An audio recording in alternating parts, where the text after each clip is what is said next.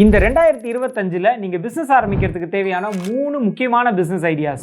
இந்த 3 பிசினஸ்ல எது உங்களுக்கு ரொம்ப பிடிச்சிருக்கு கமெண்ட் பண்ணுங்க. 1, 2 or 3. உணவு திருவிழா ஆரம்பிக்கலாமா?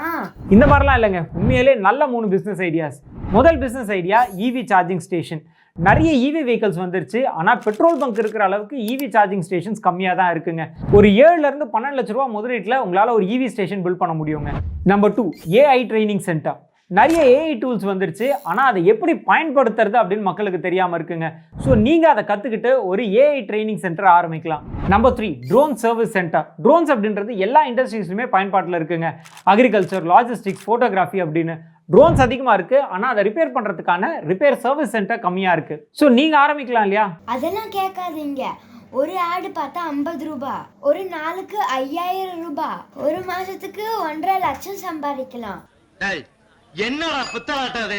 அண்ட் 2025ல் உங்களோட நண்பர்கள் யாராவது சொந்தமா பிசினஸ் ஆரம்பிக்கணும்னு நினைச்சாங்கன்னா அவங்களுக்குமே இந்த வீடியோ ஷேர் பண்ணிடுங்க. அடுத்து பார்ட் 2ல சந்திப்போம். நெக்ஸ்ட் பார்ட்லயும் நான் வருவேன்.